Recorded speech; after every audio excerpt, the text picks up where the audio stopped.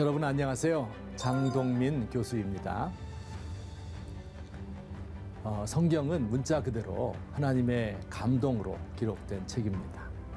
훈민복음, 세상을 깨우는 말씀을 통해 우리의 수많은 질문들, 여기에 해답이 담긴 하나님의 말씀에 귀를 기울이고 경청하는 귀한 시간 되셨으면 좋겠습니다.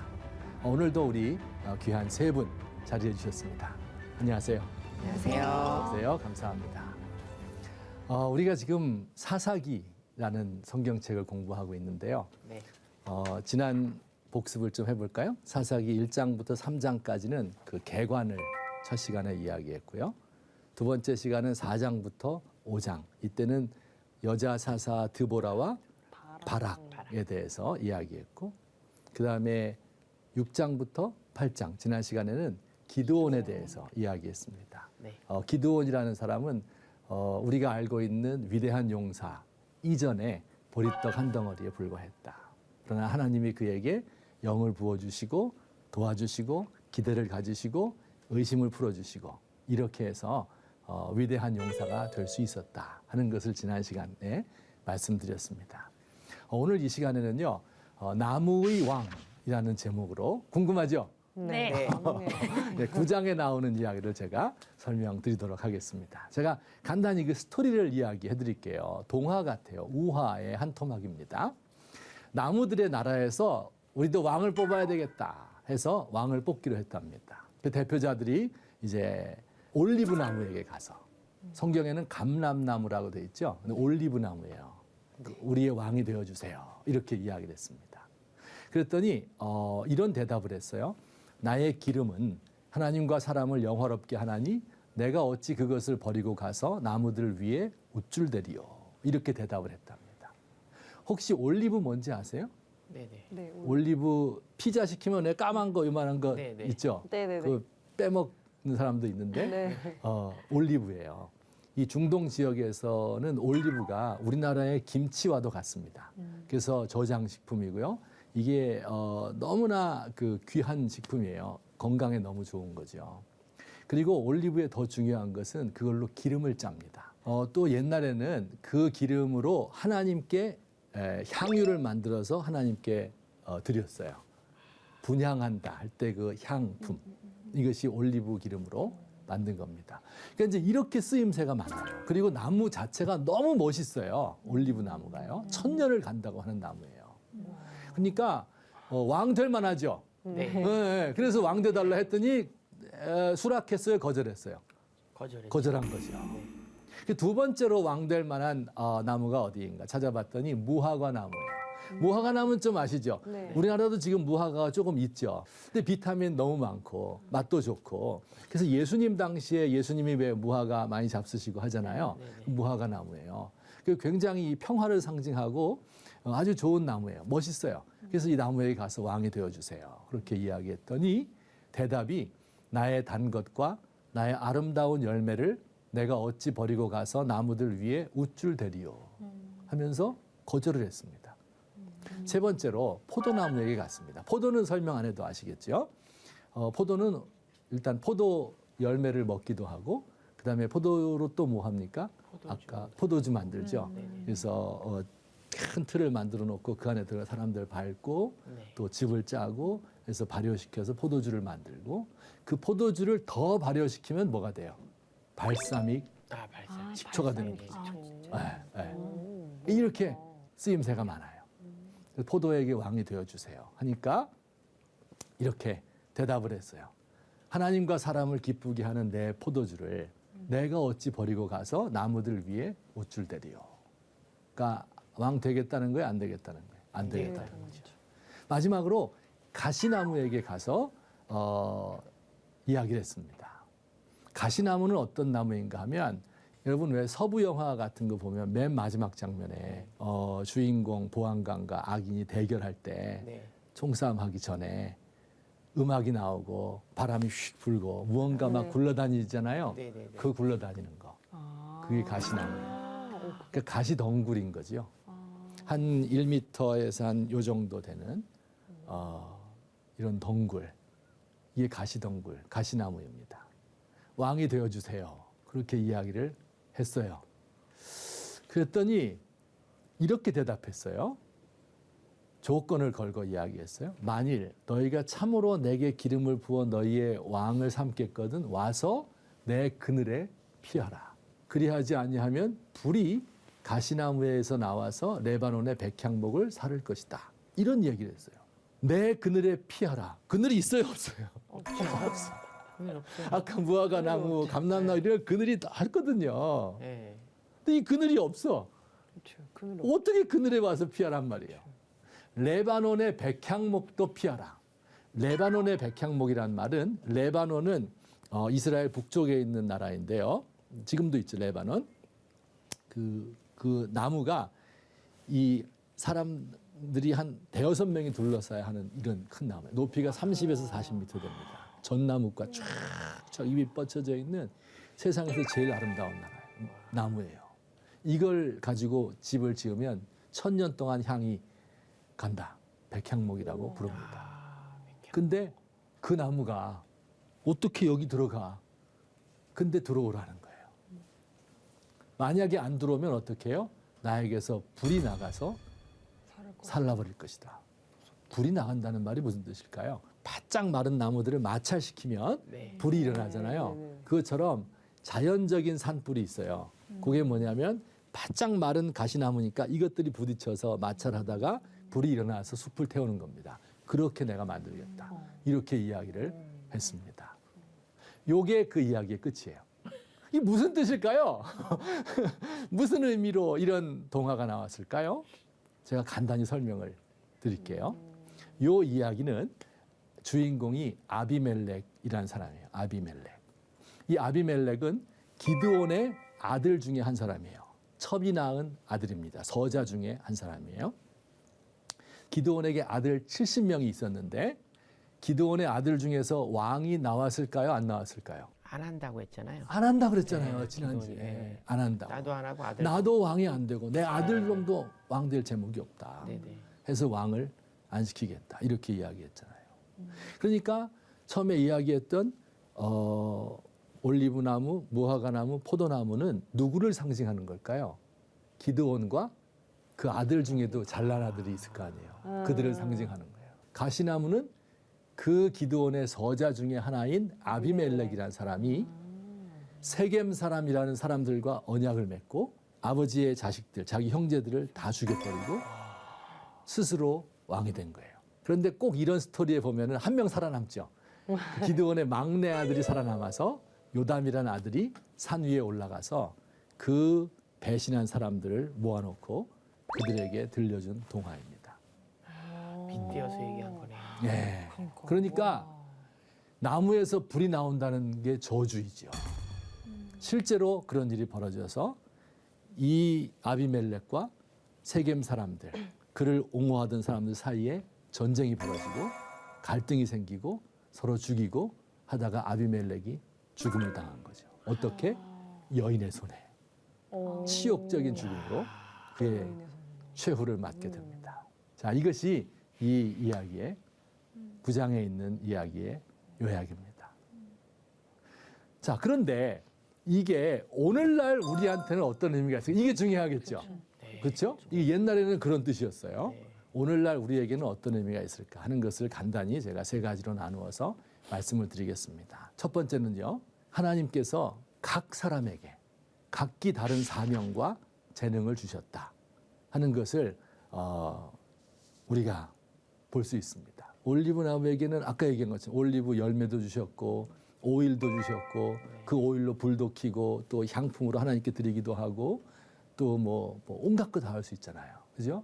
화장수로 사람의 얼굴을 아름답게 만들고 그다음에 무화과 나무에게는 뭘 줬어요? 열매를 줬죠. 맛있는 열매를 주었어요. 비타민의 공급처입니다. 포도나무에게는 포도 열매를 주고 포도주를 만들고 이게 다 주었어요. 가시나무에게는 주었을까요? 제가 아까 말했죠. 모든 사람에게 각자에게 재능과 사명을 주셨다. 주셨어요. 어떤 사명을 주었을까요? 뭘 할 수 있을까요? 가시나무로? 그럼 생각해 보세요. 가뭄이 들었어요. 비가 안 와요. 1년 내내. 그러면 잎사귀가 넓은 나무 먼저 말라 죽겠어요? 잎사귀가 작은 나무 먼저 말라 죽겠어요? 넓은 거. 넓은 나무, 넓은 거. 수분을 방출을 많이 하니까 네. 포도나무부터 말라 죽을 겁니다. 그 다음에 무화과나무, 올리브나무 순으로 죽어요. 맨 마지막까지 안 죽고 살아있는 나무가 있으니 가시나무. 그게 바로 가시나무예요. 왜냐하면 가시나무는 잎이 퇴화돼가지고 거의 보이지 않습니다. 많아요. 가시예요. 안 죽어요. 그러니까 짐승들이 물을 찾다가 나무를 찾다가 더 이상 찾을 것이 없으면 맨 마지막으로 찾는 게 가시나무예요. 그러니까 효용이 있어요, 없어요? 그리고 위기의 때가 되면 엄청난 거예요, 이게 가시나무가. 하나님이요, 이 땅에 아무것도 그냥 주신 것은 없어요. 다 필요가 있어서 우리에게 주신 겁니다. 자, 그런데 이게 이제 성경의 가르침이에요. 모든 사람을 이 땅에 보내실 때는 모든 사람에게 각각의 사명을 주시고 그 사명을 감당할 수 있는 재능을 주셨다는 거예요. 근데 이제 우리나라의 현실을 보면 정말 그럴까? 그런 생각이 들어져요. 제가 한 번은 우리 이제 아이가 고등학교 졸업을 하는데 졸업식장에 갔어요. 그 해에 졸업한 아이들 중에서 대학에 입학한 아이들의 이름을 써놨어요. 서울대학교 몇 반 누구누구 쫙 써놓고 연세대학교 써놓고 고려대학교 써놓고 쭉 써놨어요. 그러네요. 그래서 제가 그것을 보고 얼마나 화가 났는지 도대체 이걸 써놓은 이유가 무엇일까? 무엇을 위해 써놓았을까? 그렇죠? 아니 그러면 거기에 해당되지 않은 아이들은 어떻게 졸업식에 나오지 말란 말인가? 더 나쁜 것은요. 탑에 있는 애들 있잖아요. 네. 그 애들은 어떻게 생각할 것 같아? 내가 내 능력으로 공부 열심히 해서 좋은 학교에 들어갔으니 니는 이제부터 내 말 들어라. 이 능력 사회로 가는 거예요. 능력 위주의 사회. 오만하게 만드는 거예요, 사람을. 네. 이것이 우리의 교육의 현실이에요. 성경과는 전혀 맞지 않습니다. 그렇죠. 성경은 모든 학생들 하나하나를 1등부터 마지막 등까지 줄 세우는 게 아니에요. 맞아. 각자 사명을 주셨고 각각에게 맞는 재능이 있고 특성이 있는 겁니다. 근데 우리 사회가 학벌과 재력과 외모와 이런 것을 가지고 사람의 등급을 매기는 거죠. 이걸 위해서 경쟁을 부추기는 거예요. 학교라고 하는 것이 학생을 사랑하고 돌보고 그들을 영혼을 새롭게 만들고 심성을 북돋아주고 이렇게 하는 것이 아니라 배제와 선발. 얘는 탈락시키고 얘는 선발하고 이런 도구가 되어버렸습니다. 성경과 아주 맞지 않는 것이죠. 선발되지 못한 사람들은 잉여가 됩니다. 잉여라는 게 뭡니까, 여러분? 잉여 농산물이란 거 있죠. 우리나라에 500만 톤 쌀이 필요한데 600만 톤이 생산됐어. 그럼 100만 톤이 남잖아요. 잉여라고 불러요. 사람도 우리나라의 일꾼으로 직장에 꼭 필요한 사람이 이만큼인데 남는 거예요. 그럼 이런 사람을 잉여라고 불러요. 사람에게 잉여가 어디 있습니까? 하나님이 어떻게 할 일 없어서 사람을 쓸모없는 사람을 마구 많이 만들어 놓으신 거란 말이에요? 그렇지 않죠. 우리의 세상은 정말 잘못되어 가고 있다. 제가 젊은이들과 이야기하면서 그 우리 세상을 3포 세대라고 하는 거 들어봐요. 3포. 네. 뭐예요? 연애랑 연애, 결혼, 출산이에요. 출산. 맞아. 이 세 가지를 포기했다. 제가 이제 저 자신을 돌아보면서 제가 여러분 보기에 좀 유복하고 행복한 삶을 살아온 것 같아요? 아니면 험난하고 힘든 세월을 살아온 것 같아요? 유복하고 행복한 삶을 살아오신 것 같습니다. 험난한 삶을 사신 것 같습니다. 반반. 그래요. 반반. 험난했습니다. 험난했어요. 그런데 그 험난한 세월 중에서 제일 기뻤던 때가 언젠가 하면은 연애할 때. 물론 지금 사모님과 연애하실 때. 아, 예. 네. 그래서 결혼했어요. 네. 더 기뻤어요. 엄청 기뻤습니다. 세상을 다 얻은 것 같았어요. 그보다 좀 더 기쁠 때가 있었으니 출산, 아기 낳았을 때. 정말 행복합니다. 최대의 행복이에요. 그거 없으면 내 인생이 뭘까? 그런 생각이 듭니다. 물론 하나님 말씀 전하는 거 중요한 사명이지만 인간적인 행복, 이것은 거기서 느끼는 거죠. 그런데 내가 제일 행복했던 게 세 가지인데 젊은이들이 이 세 가지를 포기했다. 가슴이 무너져 내리는 거예요.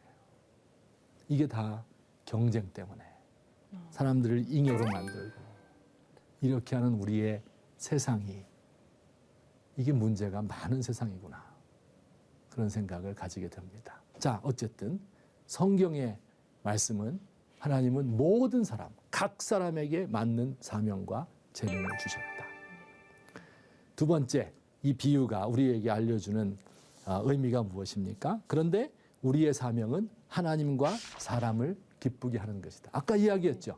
내가 하나님과 사람을 기쁘게 하는 나의 이 향을 어떻게 버릴 수 있겠는가? 하나님과 사람을 기쁘게 하는 나의 새 술을 어떻게 내가 버리고 나무들 위에 우쭐대겠는가? 하나님과 사람을 기쁘게 한다. 근데 여러분 생각해 보시면 하나님을 기쁘게 하는 것과 사람을 기쁘게 하는 것, 어느 게 더 중요해요? 하나님을 기쁘게 하는. 맞아. 하나님을 기쁘게 하는 게 더 중요하죠. 근데 잘 생각해 보면 하나님을 기쁘게 하는 방법이 사람을 기쁘게 하는 거예요. 이해 안 돼요? 예수님이 이런 말씀 한번 하셨어요. 나에게 와서 제단에 예물을 드리다가 네 형제와 네 형제에게 원망 들을 만한 일이 있는 것 같은 생각이 들거든 먼저 가서 화해하고 그리고 와서 나에게 제물을 드려라, 이야기했어요. 정의롭지 않은 불의한 일을 행하고 와서 제사 드리는 사람들에게 야, 나 진짜 너무 피곤하다, 니네 제물 좀 그만 가져왔으면 좋겠다, 이렇게 얘기했어요. 그러니까 여기서 이게 굉장히 어려운 거예요. 하나님을 기쁘게 하는 것과 사람을 기쁘게 하는 것에 어떤 차이가 있을까? 이것이 같은 것 같으면서도 서로 다르고 또 다른 것 같으면서도 같은 거예요. 이렇게 예를 들면 제일 쉬울 것 같아요. 칠순잔치, 혹시 요새는 뭐 칠순도 너무 젊어가지고 잘 안 하지만 칠순잔치가 벌어졌어요. 할머니 할아버지가 이제 딱 상석에 앉고 뷔페 식당에서 막 고관 대작들이 와서 막 인사하고 화환이 막 널리고 엄청 즐거운 시간이죠. 근데 엄마 아빠 얼굴이 밝지가 않아요. 큰아들이 와서 얘기했어요. 어머니 아버지 오늘 좋은 날인데 손님 많이 왔는데 얼굴 좀 펴시고 행복하세요. 이렇게 알았다. 잠깐 웃어보지만 또 어두워져요, 금방. 아들들에게 이야기했어요. 가서 네 막내 동생 불러와라. 큰아들 작은아들은 큰 성공을 거두었는데 막내가 실패하고 집 나가서 어디 있는지 모르는 거예요. 아빠의 마음이 어디 있어요 지금? 오지 않은 거기 가 있는 거예요. 여러분 이게 부모의 마음이에요. 여러분 이게 우리 하나님 아버지의 마음인 거예요. 진짜 하나님의 마음은 잃어버린 자에게 가 있다. 인간의 부모도 그런데 하나님은 더하시다. 이 사람을 소중히 여기고 사람을 기쁘게 하는 것이 곧 하나님을 섬기는 가장 좋은 방법이 되는 것입니다. 자, 여러분 보세요. 이 대한민국 기독교는요, 옛날부터 사람을 기쁘게 하는, 세상을 이롭게 하는 종교였어요. 대표적인 예가 3.1운동입니다. 3.1운동. 적극적으로 참여했죠. 그 일제의 압박 속에서 고통받고 있는 사람들의 현실을 바꿔놓고 싶은 거예요. 일제에 저항하는 거예요. 독립선언서에 서명한 33인 중에서 16명이 기독교인 목사, 장로, 청년들이었고요. 그리고 만세운동이 전국적으로 벌어지잖아요. 그 4분의 1 정도가 기독교인이 주도한 겁니다. 나머지 4분의 1은 기독교인과 또 다른 종교 사람들이 연합을 한 것이고, 그러니까 그 당시 기독교 인구가 3%밖에 안 됐거든요. 그런데 이런 일을 우리 민족을 위해서 벌리게 된 겁니다. 3.1운동은 독립운동이죠, 당연히. 그러면서 민권 운동이에요. 이 백성들이 잘 살아야 되겠다. 우리가 권리를 가지고 살아야 되겠다 하는 운동입니다. 그래서 3.1운동 직후에 임시정부가 세워졌잖아요. 그 임시정부가 왕정이 아니라 만민이 평등하다 하는 공화정 정부 정체를 택했어요. 그래서 지금까지 우리나라가 대통령제, 공화정 민주공화국에 살게 된 것입니다. 이게 우리의 조상 누구? 3.1운동을 일으켰던 우리 기독교인들의 정신이었던 겁니다. 우리 민족을 위해서 죽어가는 압박받는 백성들을 위해서 자기를 희생하는 거죠. 이게 진짜 기독교의 정신. 사람을 기쁘게 하는 거예요. 하나님이 그때 기뻐하시는 겁니다. 마지막 세 번째는요. 우리가 이 비유를 통해서 사명을 발견한 사람의 태도, 마음가짐을 배울 수가 있습니다. 사명을 발견한 새 나무 누구죠? 올리브나무, 무화과나무, 포도나무. 이 나무들은 자부심으로 가득 차 있어요. 여러분 이 대답을 들어보세요. 하나님과 사람을 영화롭게 하는 건데 이렇게 나의 단건 내 아름다운 이것을 어떻게 버릴 수 있느냐. 하나님과 사람을 기쁘게 하는 나의 새술 이런 식으로 내가 가지고 있는 것에 대한 큰 자부심을 가지고 있습니다. 그러면서도 겸손하죠. 내가 나무들 위에 우쭐대지 않겠습니다. 나 망되지 않겠습니다. 이렇게 이야기를 해요. 그러니까 여러분 여기서 꼭 알아야 될 게 자부심, 당당한 것과 겸손이 같이 가는 거예요. 겸손은 그냥 나 아무것도 못해요. 이게 겸손이 절대 아닙니다. 내가 가지고 있는 확고한 사명과 이 내 재능 이걸 발견한 거예요. 여기에 헌신하는 거예요. 다른 건 넘보지 않아. 다른 거에 내가 내 분수를 넘어서 남 위에 올라서려고 하지 않습니다. 뭐 정치하려고 하지 않아요. 내 위치를 잘 아는 거기에서부터 겸손이 흘러나오는 것입니다. 반면에 사명을 찾지 못한 가시나무는 어떻습니까? 교만하죠. 내 밑으로 들어와라. 어떻게 들어와 그게? 어떻게 들어와야 돼? 그러면서도 비굴한 거예요. 권세욕, 허풍, 허세, 잘난 체, 포악하죠. 그리고 마지막에는 비참하게 끝납니다. 우리 말씀을 기억하면서 꼭 우리가 사명 발견해서 그래서 당당하면서 겸비한 이런 사람 되었으면 좋겠다. 이 세상에서 나는 이것을 위해 태어났고 이게 난 제일 좋고 나는 이건 나밖에 할 수 없는 거다. 이런 것을 꼭 발견할 수 있으면 좋겠습니다. 그게 반드시 있어요. 하나님이 우리에게 주신 거예요. 기도를 통해서 각자가 발견할 수 있습니다.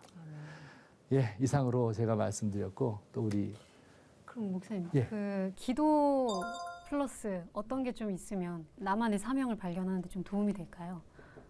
어떤 걸 예, 통해서? 아주 너무 어렵고 중요한 질문인데 여러 그 방법이 있을 것 같아요. 첫째는 제일 중요한 것이 좀 세상을 알아야 되죠. 그래야 내가 거기서 뭘 해야 될지 아는 거니까. 그렇죠? 그 다음에 나 자신을 알아야 돼요. 내 능력, 내가 가지고 있는 것, 못 가지고 있는 것. 이걸 판단할 수 있어야 되겠죠. 다른 사람의 조언도 필요해요. 그런데 이 모든 것에 앞서서 하나님께 물어보는 거죠. 그럼 하나님이 나에게 음성을 직접 들려주시는 것이 아니라 내가 보았던 세상, 내가 읽었던 성경, 들었던 말씀, 사람들이 나에게 조언해 주었던 거, 나를 평가하는 이 모든 것들, 이게 다 내 안에서 녹아서 내 안에 자리 잡고 있다가 하나님께 기도하는 순간에 내가 그 음성을 듣고 싶습니다 할 때 떠오르게 되죠. 물론 그러나 이것은 하나의 과정이지 한 번에 되는 것은 아닙니다. 젊었을 때는 좀 추상적이죠. 하나님의 영광 위에 살겠습니다. 주를 위해 내 몸을 헌신하겠습니다. 이렇게. 그러나 전공을 정할 때가 되면 또 구체적으로 어디로 가야 될까요? 직업을 택할 때가 되면 어느 직업이 좋을까요? 이 직업에서 내가 할 수 있는 일이 무엇일까요? 이렇게 매번 여러 차례 평생 동안 물어보는 것입니다. 예, 사명을 찾아가는 겁니다. 저는 개인적으로 오늘 교수님께서 해주신 말씀들이 아주 큰 힘이 되었습니다. 왜냐하면 이제 코로나 많은 분들이 그러시겠지만 코로나가 길어지면서 특히 뭐 저 같은 경우에 이제 활동이 거의 없어지고 그러면서 이번 계기를 통해서 내가 제2의 인생을 살아야겠다. 그래서 뭔가 새로운 나의 사명을 찾아야겠다라는 생각을 하고 있었는데요. 사실 오늘 제 마음속에 정말 딱 다가온 한 가지는 내가 누구와도 비교하지 않고 내가 할 수 있는 일, 맞아요. 그것이 곧 겸손이 되므로 제가 정말 나의 일을 찾아야겠다는 그 기준이 오늘 아주 확실하게 생긴 것 네, 같아서 네. 너무 감사합니다. 네, 맞습니다. 아마 제가 잘은 몰라도 특별히 연예계에 있는 분들은 정말 그럴 것 같아요. 너무 사람들의 그 요구도 많고 또 하나 잘못하면 막 난리가 나고 인기 얻기 쉽지도 않고 막 그러니까 그럼 자괴감도 들고 막 남과 비교하게 되고 이제 이런데 비교를 안 할 수는 없죠. 인간이니까 안 할 수는 없고 그 사람 비교해서 장점이 있으면 내가 받아들여야 되고 배울 것을 배워야 되겠죠. 하지만은 기본적으로 하나님과의 관계에서 바로 서서 내가 해야 될 일이 뭔가 이것을 발견하게 되면 그런데 휘둘리지 않고 그러다가 하나님이 기뻐하시면 뜨는 거고 안 기뻐하시면 그대로 살다 가는 거고 나무들 위에 우쭐대고 이럴 필요가 없는 거죠. 네, 감사합니다. 예, 하여튼 오늘 이렇게 긴 시간 함께 해주셨는데요. 우리가 사사기 9장 말씀을 통해서 나무의 왕 뽑는 것 이것이 그 당시에는 그런 의미가 있었는데 오늘 우리 시대에는 어떤 의미가 있는가. 정말 소명을 발견한 사람, 이런 사람의 행복한 삶에 대해서 그들이 사회에 끼칠 영향에 대해서 이야기를 나누어 보았습니다. 오늘 함께 하신 여러분들 진심으로 감사드립니다. 다음 주에 뵙겠습니다. 감사합니다. 감사합니다. 감사합니다.